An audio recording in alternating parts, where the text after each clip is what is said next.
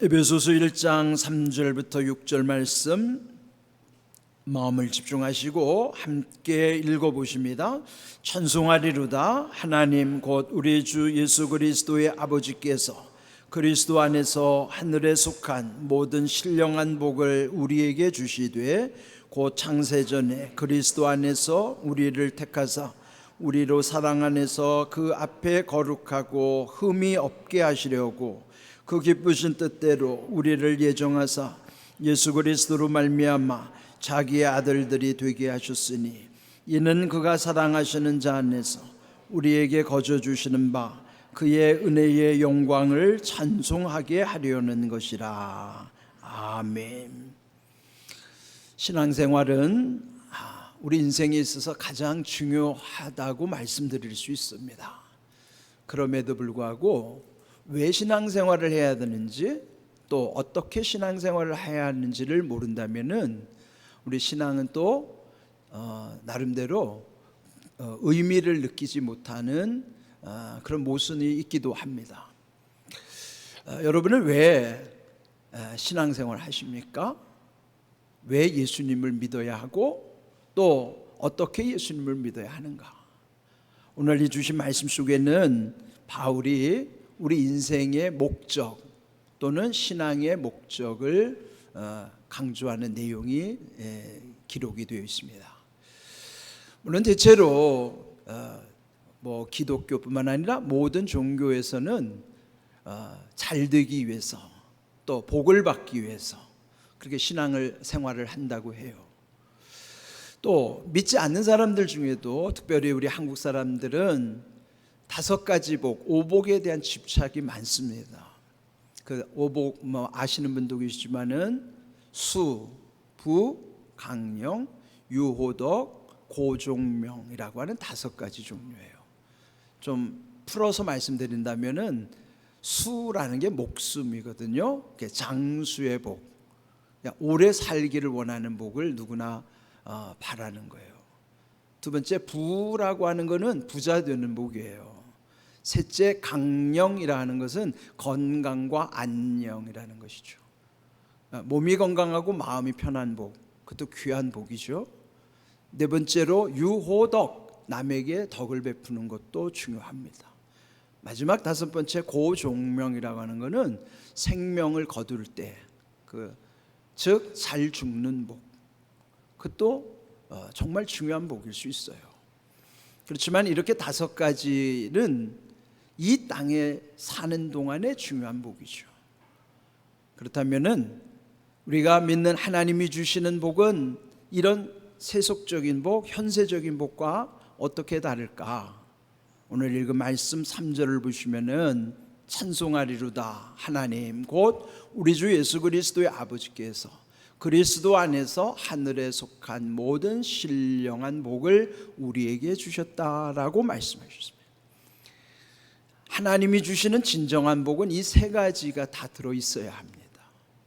그 첫 번째는 그리스도 안에서 주시는 복이에요. 왜 우리가 예수님을 믿어야 하는가 하면은 하나님의 복은 그리스도 안에서만이 임하기 때문에 우리가 예수님을 믿는 것이죠. 그럼 그리스도 안에서 주시는 복은 또한 땅에만 머물러서 끝나는 것이 아니라 또 하늘에 속해 있는, 다시 말하면 이 땅에서 우리의 모든 것이 다 하늘에 쌓여지게 하는 하늘에 속한 복이에요. 또 세 번째로는 신령한 복이라는 것은 신비하고도 영적인 복이라는 것이죠. 이와 같이 그리스도 안에서 주시는 복이요, 하늘에 속한 복이요, 신령한 복, 이 3가지가 완전히 우리 가운데 임하는 것이 하나님이 주시는 진정한 복입니다. 이 복은 이 땅에서만 중요한 5가지 오복과는 완전히 차원도 다르고 질적으로도 다른 것이에요. 시편 3편 8절에 보면은 구원은 여호와께 있사오니 주의 복을 주의 백성에게 내리소서 그랬어요. 여기 보면요, 하나님이 우리에게 주시는 2가지 중요한 은혜는 구원의 은혜와 주의 복의 은혜라는 거예요. 그런데 여기서 보면은 주의 복을 받기에 앞서 먼저 해결돼야 되는 것은 구원의 문제입니다. 그래서 먼저 구원은 여호와께 있사오니, 즉 구원이 우리에게 이루어질 수 있도록 그 까닭은 구원의 문제가 해결이 돼야만 천국의 소망이 열리기 때문이에요. 구원받지 못하면 이 땅에서는 호의호식 하더라도 결국은 지옥으로 떨어질 수밖에 없는 것이 우리 인생입니다.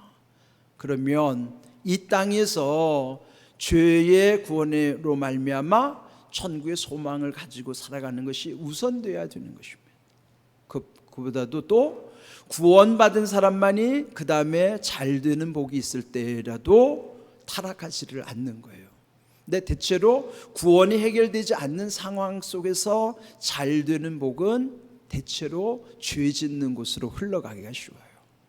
건강도 중요하고 물질도 중요한데 하나님을 믿지 않고 구원이 해결되지 않는 사람의 건강과 물질은 대개 쾌락을 지향하거나 죄 짓는 곳에 쓰여지기가 쉽습니다.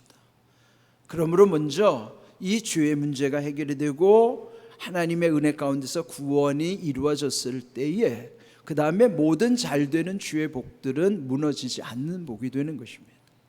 그러므로 우리가 하나님을 믿을 때 주시는 이 복은 에베소서 1장 3절과 더불어 이 시편 3편 8절 구원의 은혜와 주의 복의 은혜가 함께 이루어지는 것이 우리가 하나님을 섬길 때 누리게 하시는 복이라는 사실입니다. 또 4절을 보시면은 이 신령한 복은 이미 창세전에 그리스도 안에서 우리를 택하심으로 시작이 되었고 또 우리로 사랑 안에서 그 앞에 거룩하고 흠이 없게 하시기 위함이라 하는 거예요. 무엇을 하게 하시련다고 하는 것이 목적인 것처럼 성도는 거룩함으로 흠이 없도록 하시는 하나님의 섭리가 있음을 또한 깨달아야 하는 것이죠. 오늘 이 주제의 큰 어쩌면 전체라고 할 수 있는 것도 거룩에 관련된 거예요.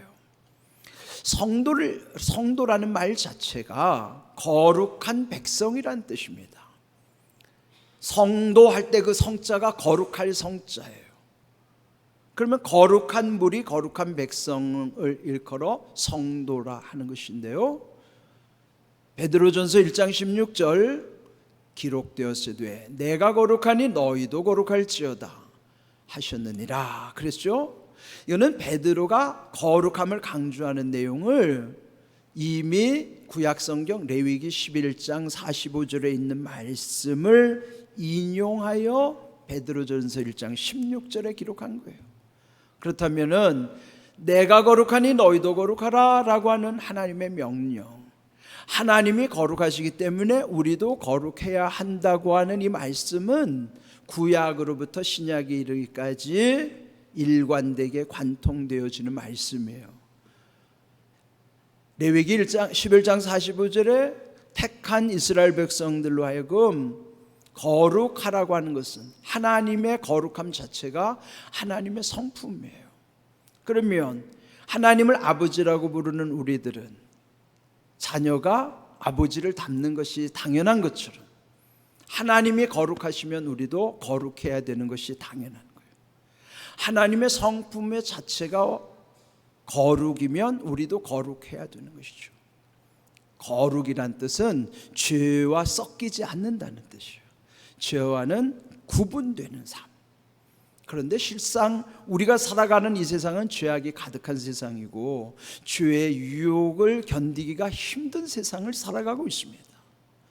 그런데 왜 우리에게 거룩하라고 하는가 하면 거룩함 자체가 능력이기 때문에 하나님의 성품 거룩함을 배울 때, 닮을 때에 우리도 이 죄를 이기게 하시고 죄를 끊을 수 있는 힘을 주시기 위함인 것입니다.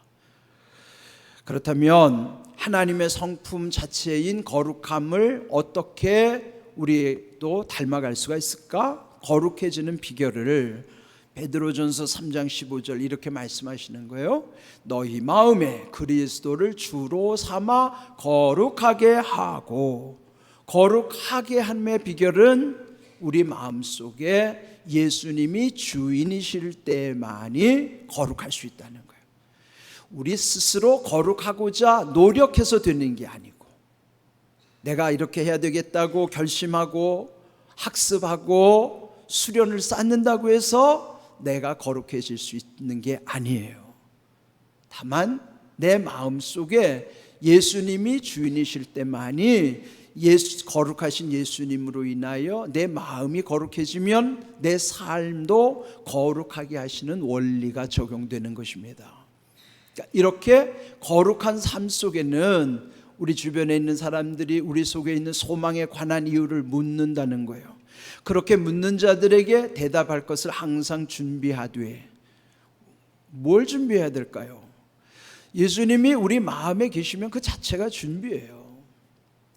그러니까 우리는 늘 주님이 내 안에 계시는 것을 늘 믿고 확인하면서 살아야 되는 것이고, 그럴 때 온유와 두려움으로 하라 그랬어요. 이것은 우리가 서로를 대할 때, 믿음의 교제 안에서나 믿지 않는 세상 사람들을 대할 때나, 성도들은 이렇게 해야 한다는 거예요. 그는 거룩하신 하나님을 닮은 거룩한 백성들의 모습이기도 해요. 그 첫 번째가 온유함입니다. 일부러 한문으로 적어놨는데요, 이 온자가 따뜻할 온자고요, 유는 부드러울 유자예요. 그러면 우리 안에 거룩함이 있을 때는 우리들의 삶이 따뜻하고 부드러운 모습으로 살아가게 되는 거예요. 여러분도 주변에서 누군가가 따뜻하게 느껴지고 부드러운 사람이면 정말 뭔가 끌리는 게 있지 않겠어요? 그러니까 거룩함으로 살아가면 세상 사람들에게 이렇게 뭔가 끄는 힘이 있는 거예요. 뿐만 아니라 두려움으로 하라 그랬어요. 제가 일부러 영어를 적어놨는데 이 영어를 respect라고 두려움을 번역했더라고요. 그러니까 respect라는 뜻은 존중한다는 뜻이에요. 여러분, 대개 우리가 세상 살다 보면 누구나 다 알잖아요. 겉으로 보이는 것과 속으로 느끼는 게 다르고, 겉으로 말하는 것과 속으로 말하는 게 다르다는 걸 우리는 대충 알고 살잖아요. 겉으로는 좋게 표현하는데 속으로는 비난하거나 무시하는 경우가 많죠. 그런데 하나님의 거룩함을 닮은 하나님의 백성들은 겉과 속이 다르지 않아야 하고 다를 수가 없어요. 그는 겉으로도 온유함이 드러나는 거지만 그가 늘 누구를 대하든지 간에 리스펙트로 대하는 거예요. 즉 존중하는 거예요. 그가 아이든지 어른이든지 부자든지 가난한 자든지 많이 배웠든지 못 배웠든지 사람을 차별하거나 무시하지 않아요. 리스펙트를 하는 거예요. 존중해 주는 거예요. 누가요?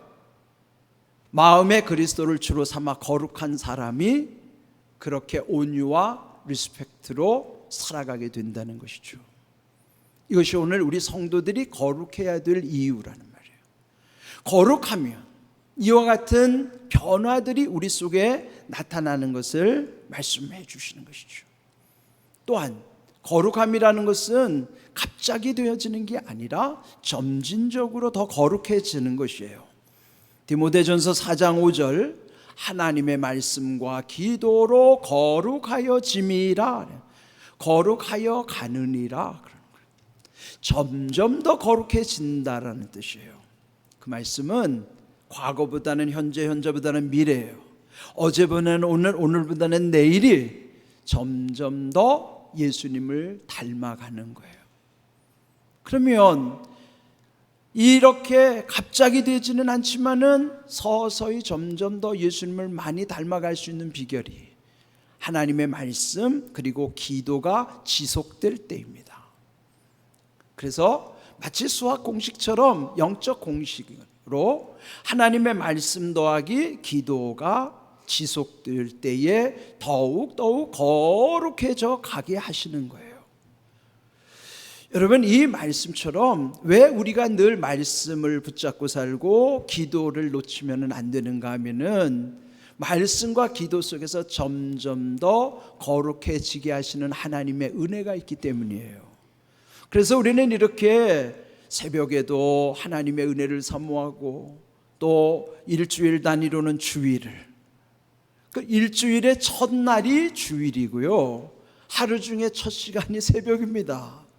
왜 우리가 새벽 기도를 사모하고 주일을 사모하는가 하면은 출발점, 시작에서부터 이렇게 말씀과 기도 붙잡고 살아감으로써 점점 거룩하게 하시는 하나님의 은혜를 경험하기 때문인 것입니다.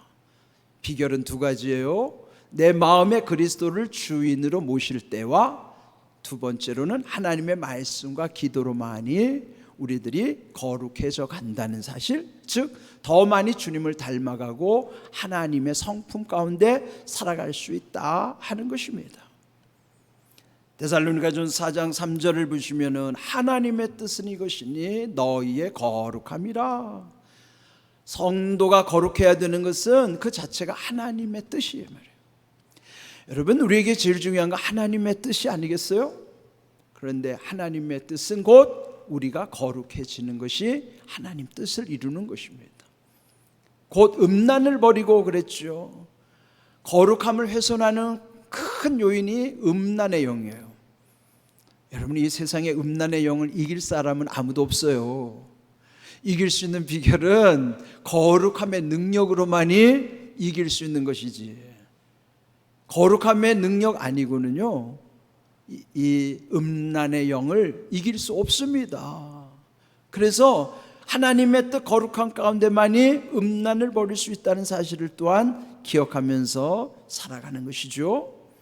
오늘 6절의 말씀에도 보면은 이는 그가 사랑하시는 자 안에서 우리에게 거저 주시는 바 그의 은혜의 영광을 찬송하게 하려는 것이라. 여러분, 그 사랑하시는 자 예수님 안에서 거저 주시는 그런 은혜죠. 은혜는 우리가 자격이 있어서 받는 게 아니에요. 자격이 없음에도 불구하고 우리에게 주시는 것이 은혜입니다. 하나님의 백성을 왜 성도라고 부르는지 아세요? 거룩하기 때문에 성도라 부르는 게 아니에요. 거룩하라고 성도라고 부르는 거예요. 내가 거룩한 자격이 있어서 성도가 된 게 아니고 거룩하라고 성도라고 불러주는 거예요. 그는 뭐예요? 미래에 완성된 거룩함을 미리 보여주시면서 너는 성도니까 거룩해질 것이고 거룩하게 살아야 된다고 성도라고 부르는 거예요. 세상의 모든 호칭이나 모든 것은 자격이 있을 때 불러주잖아요. 그런데 성도는 자격으로 불러주는 게 아니라 목적 삼아서 이미 앞에 목적을 삼아놓고 너는 이러하기 때문에 너는 성도다. 너는 지금 거룩하기 때문에 거룩함의 능력이 있어서 너를 성도라 불러주는 게 아니라 너는 이렇게 거룩해질 것이기 때문에 너를 성도라고 부르는 거란 말이에요. 잘 헤아리셔야 돼요. 우리를 얼마나 하나님이 끔찍히 사랑하시는지 이 호칭 속에서, 그래서 그 사랑하시는 자 주님 안에서 거저 주시는 은혜를 누리면서 은혜의 영광을 하나님께 찬송하는 인생이에요. 찬송이라는 본질은 하나님이 우리에게 주시는 은혜의 영광을 하나님께 올려드리는 게 찬송이라. 그는 거룩한 백성 성도만이 감당할 수 있는 귀한 일이란 말이죠. 데살로니가전서 5장 23절에도요 또 거룩하고 흠 없게 하시는 하나님의 뜻을 말씀하고 있습니다. 평강의 하나님이 친히 너희를 온전히 거룩하게 하시고 또 너희의 온 영과 혼과 몸이 우리 주 예수 그리스도께서 강림하실 때에 흠 없게 보존되기를 원하노라. 근데 사도 바울의 이 데살로니가전서의 마지막에 소원하면서 기도하는 축도의 내용이란 말이에요. 평강의 하나님만이 우리를 온전히 거룩하게 하실 수가 있는데요, 그 온전히 거룩하는 것은 우리가 몸이 어떻게 구성되어 있는가? 영적 존재요, 혼적 존재요, 몸의 존재잖아요. 그런데 어느 특정 부위를 말해서 몸만 깨끗하라고 한 게 아니라 몸이 청결한 것처럼 너희의 혼이 뭐예요? 이게 정신이에요. 정신이 맑아야죠. 또 영은 뭐야? 하나님을 찾는 게 영이죠. 하나님과의 소통할 수 있는 영뿐만 아니라 우리의 영도 우리의 몸도 다 거룩해져야 된다. 몸에 비유하자면 깨끗해야 되고, 거룩함이라는 것은 죄에 섞이지 않도록 하시기 위함이라는 거예요. 그게 가능해요? 우리의 힘으로 불가능합니다. 누가 온전히 거룩하게 하세요? 평강의 하나님만이 그리하실 수 있는 거예요. 그러니까 우리가 마음에 예수님을 주인으로 삼고 하나님의 말씀과 기도 붙잡고 살아가면 점점 더 거룩해지는 거예요. 그렇게 될 때에 우리의 영도 혼도 몸도 주님 다시 오실 때까지 흠이 없도록 보존하시겠다는 거예요. 이게 가능해요? 불가능합니다. 이게 흠이 없다는 것을 저는 이 설거지하면서 이 원리를 터득했어요. 여러분, 이 설거지하다 보면 그릇이 보통은 뭐 이렇게 하다가 떨어뜨린다고 쉽게 깨지지 않아요. 그런데 왜 깨지는가를 봤더니 이미 그 깨진 그릇은 예전에 충격에 의해서 흠이 생겨 있었던 거예요. 금이 가 있었던 거예요. 흠이 생기고 금이 가 있는 그릇은요, 조금만 충격을 받아도 깨져요. 흠이 없는 그릇은 웬만하게 떨어뜨려도 안 깨져요. 우리의 몸과 마음도 마찬가지예요. 마음의 상처 한 번 받았다고 마음이 깨집니까? 무너집니까? 아니에요. 그게 누적이 되다 보니까 마음에 흠이 점점 더 생겨서 나중에는 마음이 자기도 감당할 수 없을 정도로 무너져 내리는 거예요. 그걸 상한 심령이라고 그러고, 그런 마음의 병으로 인하여 고통당하는 이들이 적지 않아요. 왜 그럴까요? 흠이 많아서 그래요. 흠이 많으면 무너집니다. 그런데 왜 거룩하게 하시고 흠이 없게 하셨는가? 거룩함과 흠의 관계입니다. 저는 묵상 중에 이 놀라운 신비를 깨닫고 제 삶 속에서도 체험하는 겁니다. 하나님이 왜 우리를 거룩하게 하시는가 하면은, 거룩하면 예방의 차원에서 죄를 이기는 힘도 주시지만, 이렇게 흠이 있을 때에 거룩함을 통해서 흠을 메워주셔요. 다시 말하면 치유해 주시고 회복시켜 주시는 거예요.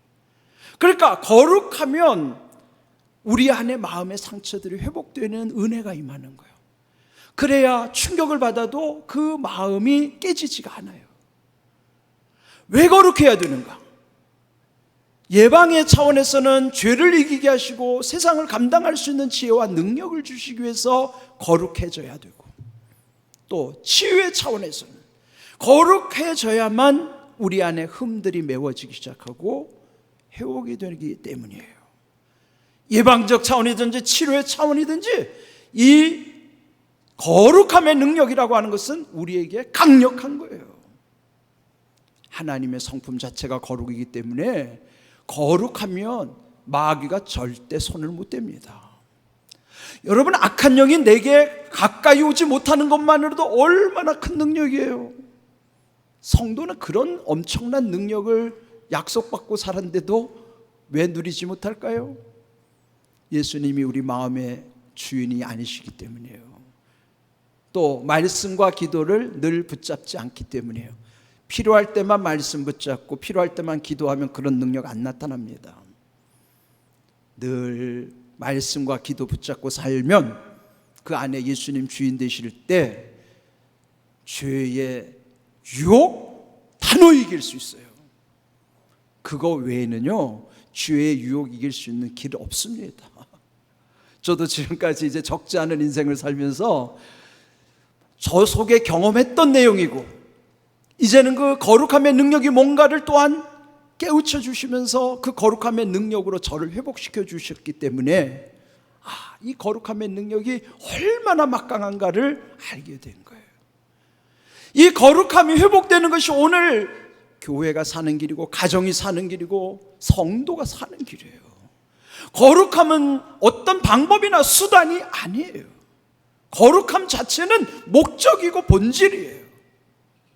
내가 하나님을 닮아 거룩해지기만 하면 그 거룩함의 능력 가운데 얼마나 막강한 능력이 내게 임하는지 그를 여러분 경험하면서 사셔야 돼요.